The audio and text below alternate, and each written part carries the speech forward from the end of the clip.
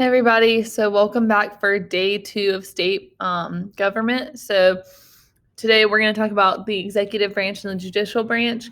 This is the governor's palace in Raleigh. It's where Roy Cooper lives right now. When we're talking about the executive branch, on a federal level, we obviously have the president and the vice president. They can serve 2 4-year terms in their positions. They both must be at least 35 years old. They both need to be a resident of the United States for at least 14 years. And the president has to be a U.S. born citizen. Law enforcement. So this is part of the executive branch is their law enforcement agencies. And so obviously at the federal level, we have the FBI, the Federal Bureau of Investigation. State. So state, you have a governor and a lieutenant governor, and they actually don't have to be part of the exact same party. So unlike the president, they don't run together. And so Pence and Trump ran together as a president and vice president. Dan Forest is a member of the Republican Party, and Roy Cooper is a member of the Democratic Party. So they did not run on the same ticket, but they each won. So they can serve 2 4-year terms, but then can leave office and serve again. So 2 non-consecutive 4-year terms. So or 2 4-year terms that are non-consecutive. So they can serve their 2, they can take a break, and then come back and serve 2 more. That's what Governor Jim Hunt did when he served 2 years. He took a break and he came back. People loved him so much they elected him again.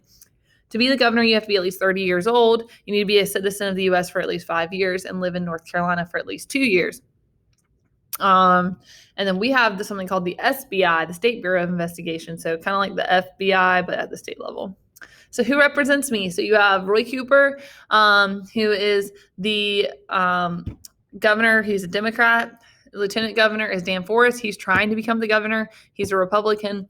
You got the Council of State. So this is the elected heads of state agencies. So for instance, like Steve Troxler is running for Commissioner of Agriculture. He would be someone that is a member of basically what at the federal level would be called the cabinet, but at the state level it's called the Council of State. The cabinet is different. It's different agencies, but they're appointed.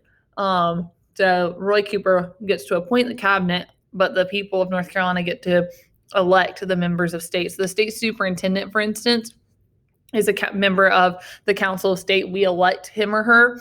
At the federal level, they're a member of the cabinet and they're appointed. So that's just a little bit of a difference. Local level. The mayor of Emerald Isle is Eddie Barber, or at least he was recently. Sheriff's office is Asa Buck. And police municipality, is Tony Reese. He's the chief of police for Emerald Isle. So this is your local government executive branch. The judicial branch is at the federal level, the federal Supreme Court of the United States serves as both an appellate and an original jurisdiction court. So just a refresher, original jurisdiction means that you get to hear the case first. And the Supreme Court has original jurisdiction in 3 instances. So in cases involving foreign diplomats, in cases involving maritime law, so anything out in the ocean, and in cases involving 2 or more states. Supreme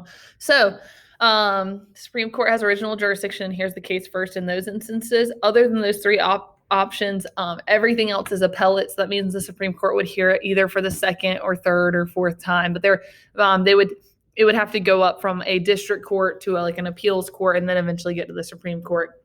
It wouldn't be heard first at the Supreme Court. District court has original jurisdiction all the time. So most cases are going to go through the district court, so where they start at the federal level, then they go up to the Court of Appeals, and then so on to the Supreme Court. Federal judges are appointed by the president and serve for life. So the most recent being yesterday, Amy Coney Barrett was confirmed to the U.S. Supreme Court. She is, I think, 45. So she's going to have a long career in the Supreme Court.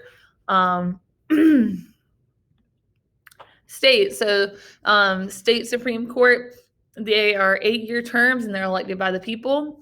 State Court of Appeals, kind of same thing, 8-year terms elected by the people. They have to run for office. I'm actually going to vote on some justices and judges for the state level on November 3rd when I go to vote.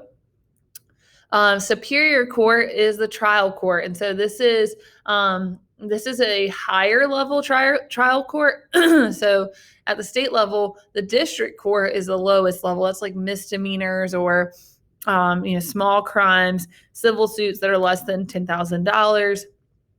Superior Court is felonies and cases over $10,000. So just think of it as they're both trial courts. They're both having original jurisdiction. They hear the cases first, but if it's a more severe crime, it's going to go to the Superior Court.